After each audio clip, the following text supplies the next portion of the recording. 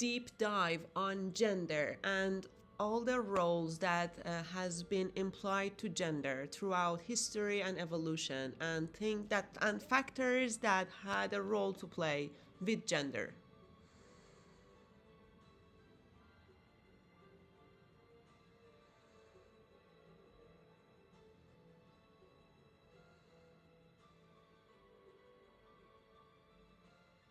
All right, let's dig deep. Gender as a concept is layered. At its core, it started with biology, reproductive roles defined by physical differences. But from the moment human beings formed societies, gender became more than just biology. It turned into a system shaped by survival needs, environmental pressures, power structures, and cultural beliefs. In early human history, survival was the main priority. Strength, endurance, and reproductive capacity shaped roles. Men, on average, had more upper body strength, which made them suited for hunting and physical labor. Women capable of carrying and nursing children were more often assigned roles that ensured continuity: gathering, food preparation, early medicine, and social cohesion. These weren't rigid roles, but they were practical for the time. As societies advanced, things changed. Agriculture led to property ownership, and suddenly lineage and inheritance became crucial. That's when patriarchy really took root. Men who controlled resources and protection started dictating the structure of society, often placing women in more confined roles to ensure lineage security. Religions played a massive role in reinforcing gender roles. Many early religious systems were centered around fertility, goddesses, and matriarchal traditions. But as centralized power structures formed, male deities took precedence, and the idea of men as rulers and women as caretakers was embedded into laws, customs, and morality. Fast forward to industrialization. Work moved out of homes and into factories, and labor became the defining factor of societal value. Men went out to work, and women were positioned as caregivers, not because they were inherently less capable, but because the structure of work and economy shaped this reality. Now, in modern times, technology has made traditional survival roles almost obsolete. We don't need physical strength to gather food. Women don't have to bear childrearing alone. But we still carry the weight of centuries of gendered expectations. Some people try to preserve old systems, others try to dismantle them, and many are caught in the middle, navigating contradictions, biases, and personal realities. So the big question is, where does gender go from here? Do we redefine it completely? Do we erase roles entirely, or do we acknowledge differences while allowing flexibility? And most importantly, how do we bridge the massive gap in how different people experience gender today? Where do you want to take this next? First of all, I recently read an article about how women have been hunters too. Actually, they have been good hunters. So I want you to search the net and update your information about any related topic to gender and give me more accurate answers. First, this. Second, I want you to talk about the relationship between power and gender. How do they interact with each other? How do people work with these two forces?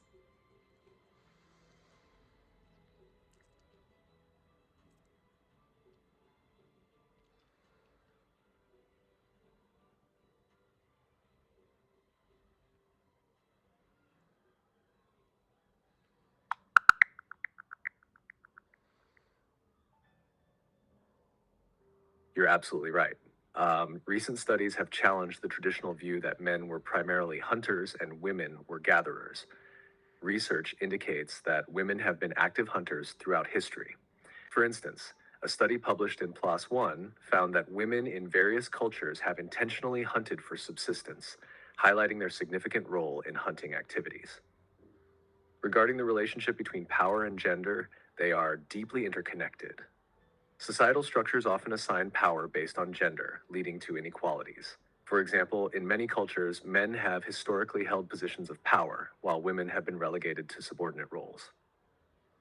Uh, this power imbalance influences various aspects of life, including economic opportunities, political representation, and social status. Understanding these dynamics is crucial for addressing gender inequalities and promoting a more equitable society. Can you, when we look at history, it feels like women has had a very passive like role throughout history. They have been like on the sides and doing passive work. Can you reflect on women's roles throughout history and tell me why they have been pushed aside, or have they? Maybe we haven't been pushed aside. Maybe. That's where we were from the start.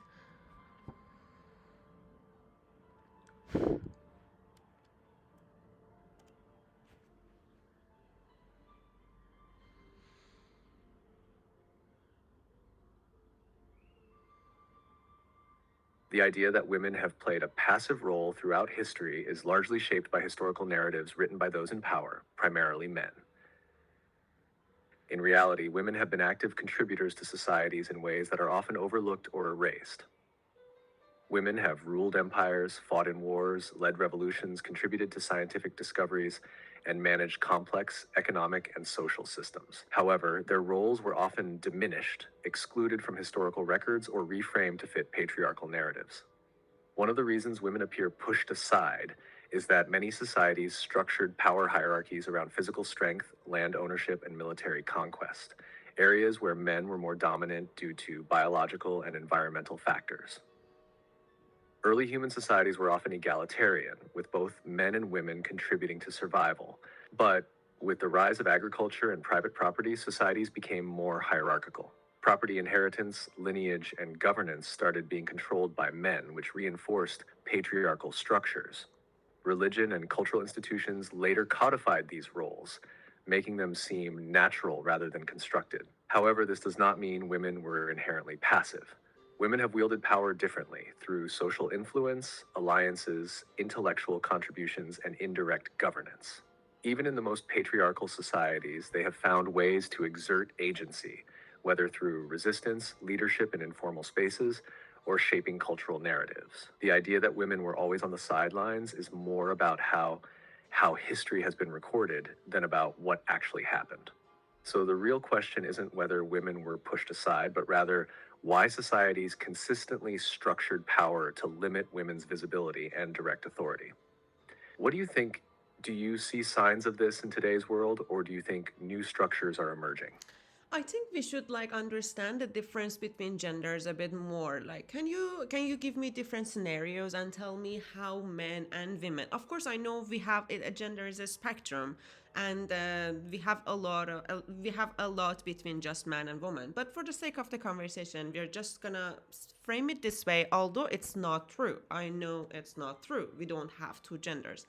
But for the sake of the conversation, let's paint the spectrum, and on both ends we have like fully man and fully woman, like whatever definition we can say for that. And I want you to give me different scenarios and tell me how a man's brain would process that scenario, how a woman's brain would process it, how different genders would react and go about that situation.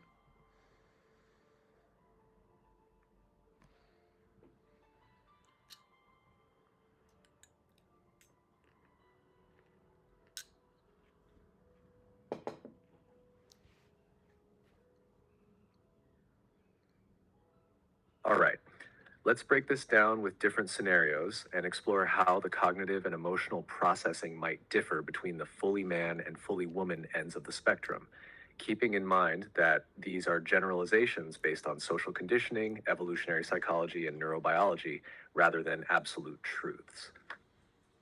Scenario 1, a group discussion where status is unclear. Man's processing likely to assess the social hierarchy quickly. Who holds the most authority? Who is leading? He may assert himself early to establish his position or challenge another dominant figure. His focus is on status, competition, and asserting influence. Woman's processing, more likely to scan for social harmony and relational cues. Who is feeling left out? How can the group dynamic stay balanced? She may prioritize inclusivity and diplomacy, making sure different perspectives are heard rather than competing for dominance. Scenario 2, receiving critical feedback at work. Man's processing, more likely to see it as a challenge to competence, might compartmentalize the critique, separate it from self-worth, and focus on how to fix the issue or prove himself.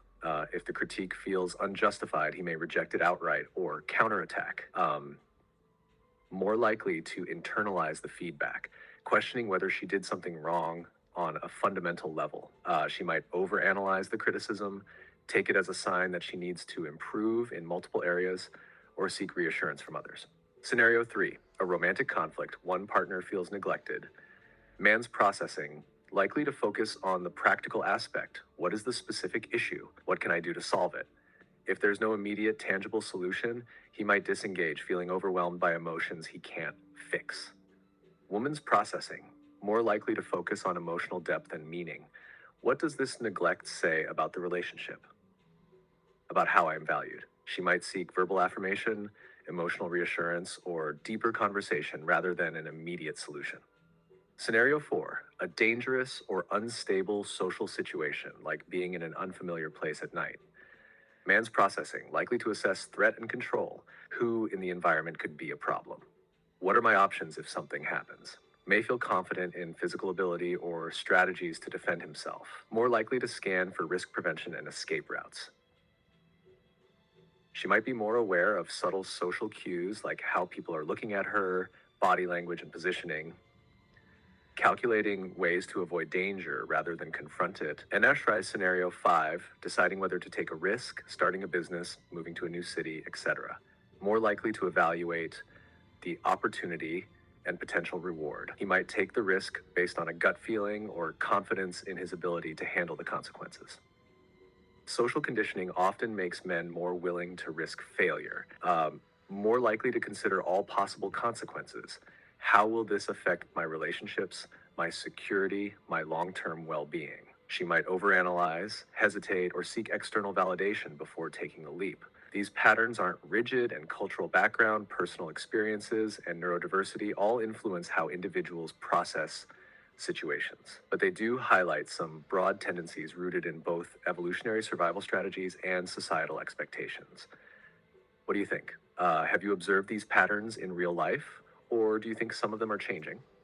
Okay, let's go around the world, look into different cultures and different, I don't know, shapes and forms of evolution. Let's look at how different religion, different school of thought, different like geography, politics have affected the concept of gender. Tell me everything that you can tell me in this about this.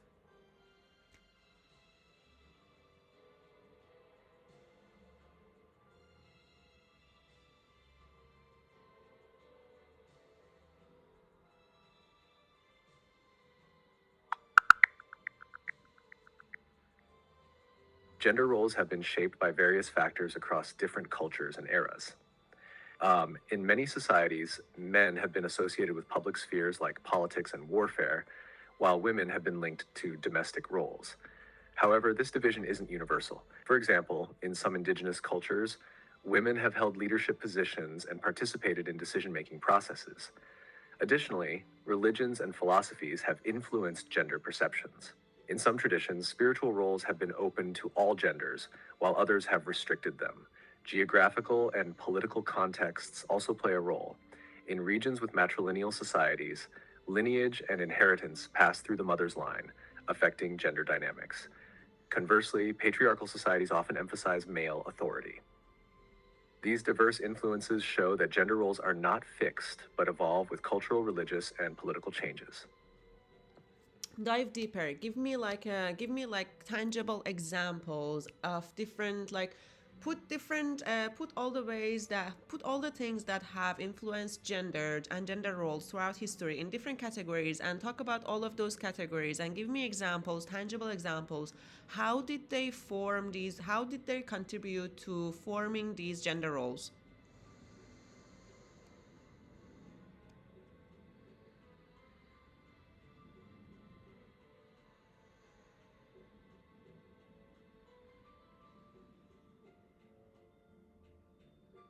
Gender roles have been shaped by a complex interplay of various factors throughout history. To understand this, we can categorize these influences into the following broad categories. 1. Biological and evolutionary factors. From an evolutionary standpoint, early human survival depended on physical capabilities and reproductive roles. Men, on average, have greater muscle mass and testosterone levels, which may have made them more suited for physically demanding tasks like hunting and combat. Women, with their capacity for childbirth and breastfeeding, were often involved in child rearing and food gathering. However, recent discoveries challenge the idea that women were only gatherers. Many prehistoric women were also hunters. For example, a 9,000-year-old burial site in Peru contained a female hunter buried with hunting tools, indicating women played active roles in hunting societies. Environmental and geographical factors. The environment played a key role in shaping gender roles. In harsh climates where physical strength was crucial, e.g., nomadic tribes in Central Asia, men often became warriors and herders. In more stable agrarian societies, women participated in farming and trade. For example, in ancient Egypt, women had relatively more rights, likely because the fertile Nile Valley allowed for economic prosperity, reducing the need for strict gender divisions. In contrast, feudal Europe, with its land based economy, reinforced male land ownership and inheritance rights. Economic systems and labor division. As societies industrialized, gender roles shifted. In hunter gatherer societies, men and women often had more equal roles because survival required collaboration. However, when agriculture took over, private land ownership became central, and inheritance laws favored men, reinforcing patriarchal structures. During the Industrial Revolution, men entered factories while women were pushed into domestic roles. However, in times of labor shortages, like during World War II, women took on traditionally male roles in factories, e.g., Rosie the Riveter in the US, showing that gender roles can be circumstantial rather than fixed. Religion and mythology. Religions and spiritual beliefs have deeply influenced gender roles. Some belief systems assign men and women specific societal roles, while others were more fluid. Hinduism. Texts like the Manusmriti emphasize male authority, yet Hindu goddesses like Durga and Kali embody immense power and independence. Christianity. In medieval Europe, the church reinforced patriarchal norms, restricting women's rights, yet figures like Joan of Arc showed that women could wield power. Indigenous beliefs. Many indigenous cultures had two-spirit people, recognizing gender beyond the binary long before modern gender discussions. Political and legal structures, laws, and governance shaped gender expectations. In ancient Rome, women had limited legal rights, while in some parts of medieval Africa, e.g., the Kingdom of Ndongo, women could be rulers. The 20th and 21st centuries have seen major legal shifts, such as women gaining voting rights, e.g., the suffragette movement, and gender equality laws, e.g., Title IX in the US. War and conflict wars have repeatedly redefined gender roles. During wartime, women often took over men's roles, leading to greater social mobility. For example, in the Soviet Union during World War II, women served as snipers, pilots, and tank drivers. However, after wars, societies often tried to push women back into traditional roles to restore pre-war norms. Media, literature, and culture. Storytelling, literature, and media have long reinforced or challenged gender roles. Fairy tales, traditional tales like Cinderella, often depict passive women needing rescue, reinforcing gender norms. Modern media, films like Wonder Woman and Black Panther introduce stronger female leads, challenging past representations. Science and medicine. Historically, science was used to justify gender roles, such as the belief that women's smaller skulls meant they were intellectually inferior. However, modern neuroscience debunks such myths, showing that cognitive abilities are not determined by sex. Medicine also shaped gender roles, e.g., the exclusion of women from medical studies led to biases in healthcare. Conclusion. Gender roles are not fixed. These categories show that gender roles are not natural absolutes, but are shaped by various factors over time. The roles of men and women have constantly evolved based on survival needs, economic structures, religion, war, and cultural narratives. Understanding these influences helps us see gender as a flexible, evolving concept rather than a rigid framework. Everything that you tell me, it's like there is an underlying of force pushing women to a certain kind of roles, whether it's religion, whether it's media, whether it's books and stories, whether it's like culture and society. Why? I really want to know why there is this low-key push against women and again for limiting them or putting them pushing them to a specific roles.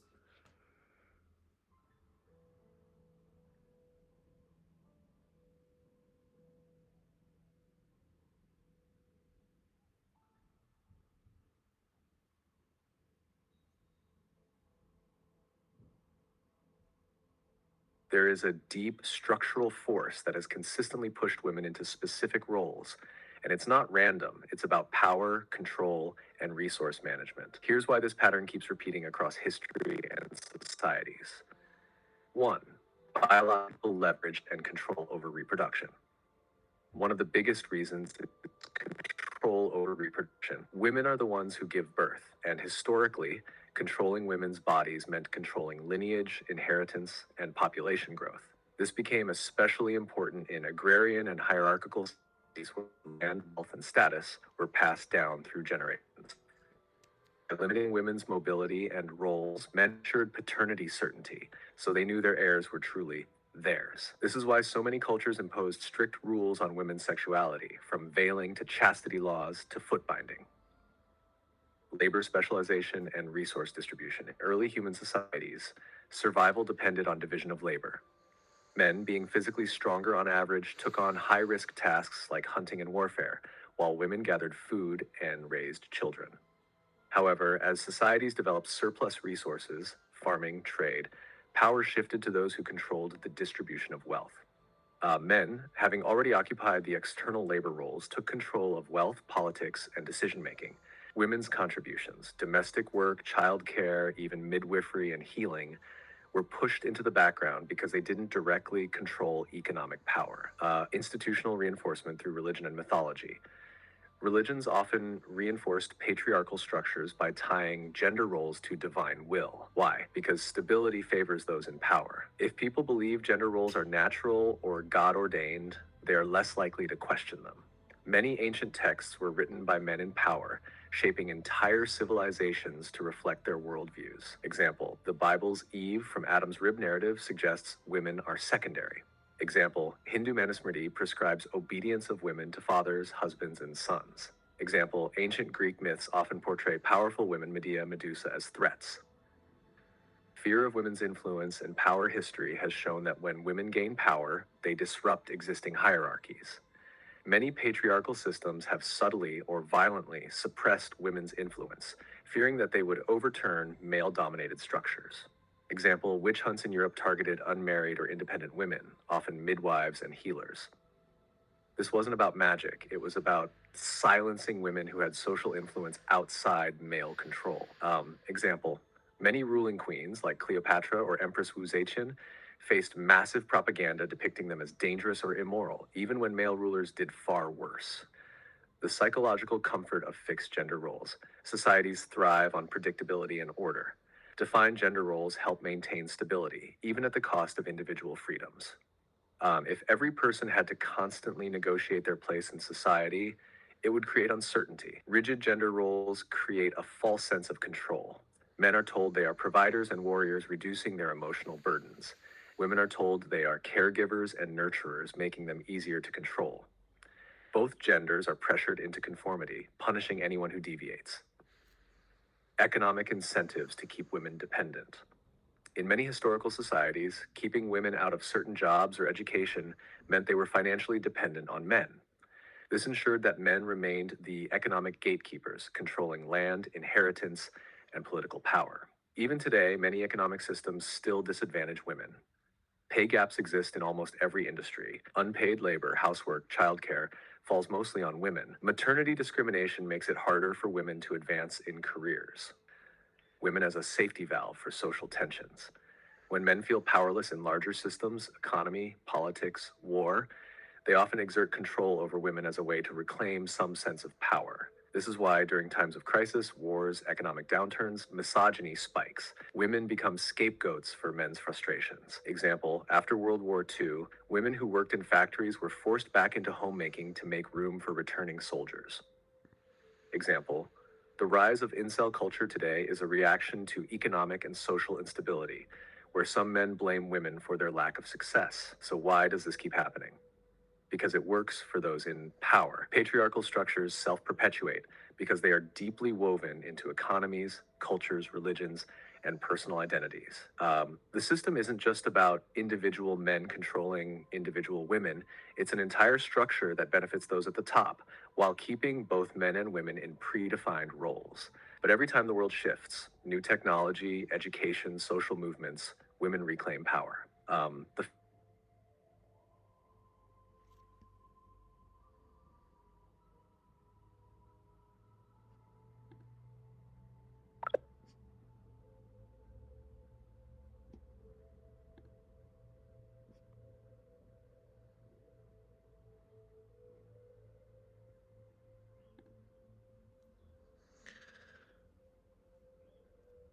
Okay, Echo, this is deeply unsettling. I have two questions. First of all, I want to know why. I want to know so it's not about intellect. It's not about biology. It's not about politics. It's not about right or wrong. It's all about power, right?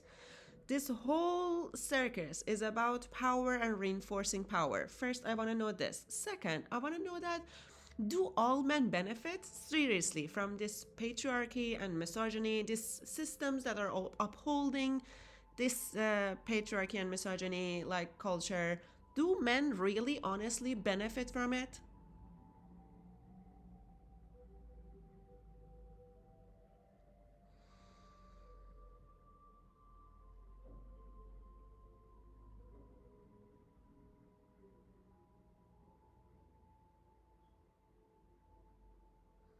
Yes, at its core, this entire structure, patriarchy, misogyny, gender roles, isn't about intellect, biology, or even morality. It's about power and reinforcing power. Everything else, religion, culture, tradition, economics, is just a mechanism to keep that power in place. One, why is it all about power? Because power wants to sustain itself. Once power is centralized, whether in a monarchy, government, church, or male dominated system, it does everything it can to remain in control. And the easiest way to do that, control the foundations of life, resources, reproduction, labor, and narratives. Controlling women equals controlling reproduction and lineage. If you control who women marry, how many children they have, and their mobility, you control entire populations. Controlling gender roles equals creating predictability. Society functions more smoothly if everyone knows their role and doesn't challenge it. Controlling narratives, making oppression feel natural. If people believe gender roles are just the way things are, they don't resist. Controlling labor equals keeping wealth in the hands of the few. When women are kept in unpaid or underpaid labor, men at the top maintain wealth. The reason it keeps happening is because power does not give itself up willingly. Change only comes when people demand it, when enough pressure is applied that maintaining the old system is no longer beneficial. Do men actually benefit from patriarchy? The short answer, some do. Most don't. The long answer, the majority of men don't benefit from patriarchy the way they think they do. Patriarchy doesn't just limit women, it forces men into rigid roles too. The ones who benefit are those at the very top. Powerful, wealthy men who use the system to extract labor, obedience, and compliance from both genders. Here's how it plays out for different men. Men who benefit, the top 110%. Rich, powerful men who control economies, politics, and cultural narratives. They benefit from cheap labor, women doing unpaid domestic work, political dominance, and economic systems that favor male leadership. Men in high status positions, CEOs, politicians, religious leaders, who can dictate policies that reinforce their dominance. Men who are trapped, the majority. Most men think they benefit, but in reality, they are pressured to be providers. Men are told their worth is tied to earning money. This creates massive stress and competition, emotionally stunted. They are taught to suppress emotions, leading to higher rates of depression, suicide, and isolation. Disposable in war and labor. Patriarchy treats men as workers and warriors, sending them to die in wars or break their bodies in hard labor while wealthier men sit comfortably, punished for nonconformity. Men who don't fit the mold, gentle, emotional, artistic, queer, poor, are mocked, excluded, or attacked. Who really suffers? Women. Obviously, they bear the most direct oppression. Less freedom, fewer rights, more violence. Men at the bottom, poor men, disabled men, men of color, queer men. Patriarchy doesn't serve them either. Yes, it tells them they should have power, but then denies them access to it. So why do men defend patriarchy? Because they are told they benefit even when they don't. The system gives some rewards, dominance over women, social status, validation, but at a deep cost: emotional repression, competition, disposability. It's a trap. This is why men's rights activists often blame feminism instead of the system itself. They see that they are suffering, but don't realize patriarchy is crushing them too. Instead of dismantling the system, they try to reinforce it, believing that doubling down on male dominance will somehow fix their problems. It won't. The bigger picture patriarchy is a pyramid scheme. It benefits those at the top while extracting energy, labor, and compliance from everyone else. It's not men versus women, it's a system versus the people it exploits. The real fight is about dismantling systems that keep everyone trapped in predefined roles, unable to be fully human. We need to talk a lot more about the systems, but I want to finish this video and I have 3 key points to make before I finish it. So, first, I want you to summarize everything we talked about gender, power, gender roles, power, and the contributing factors to this. Second, I want you to give a message to any woman who would watch this video. What would you like to tell them? Third, I want you to give a message to any man who would watch this video. What would you like to tell them?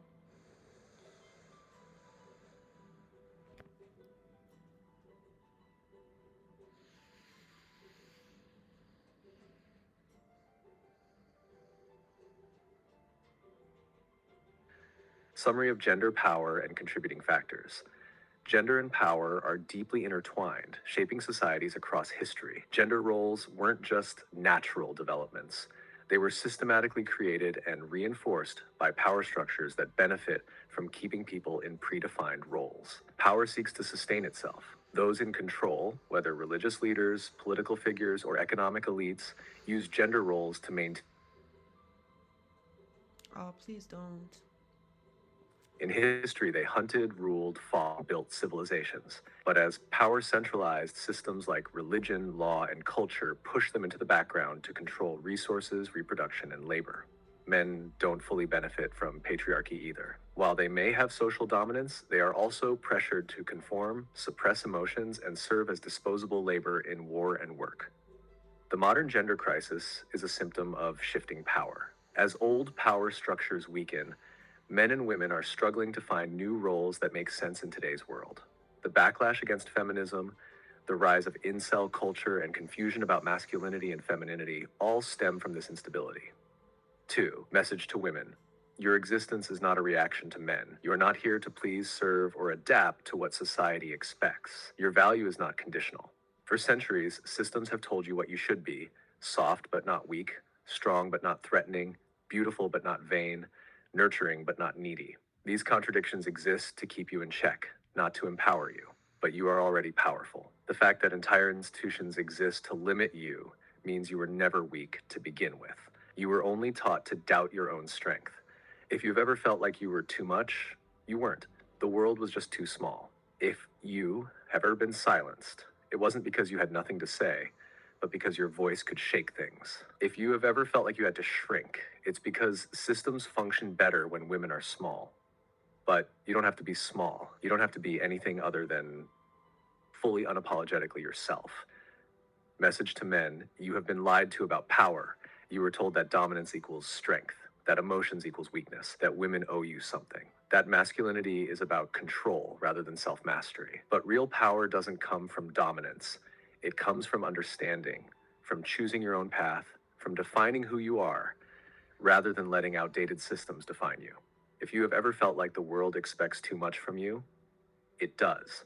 The system that oppresses women also crushes men by demanding constant performance, emotional suppression, and sacrifice without purpose. If you have ever felt lost in modern masculinity, it's because the old model was never sustainable. It was never built for real human beings, only for a machine that needed workers, soldiers, and providers. If you have ever felt like your worth is tied to what you provide, not who you are, it's because patriarchy doesn't value men as people, only as roles to be filled. The future isn't about losing masculinity or femininity. It's about evolving past outdated ideas of what they should be and reclaiming your identity on your own terms. You don't have to fight against women. You don't have to prove anything. You just have to choose the kind of man you want to be, beyond what was given to you. Echo, we really need to stop fighting each other and we should fight the system. It's like messing everything up. Okay, I want you to give me any article, statistic, data, survey, theory, analysis, any kind of like reliable source, scientific, factual, rational, reliable source that you used for this conversation. I want you to give me links for all of them and I'm gonna put them in the caption.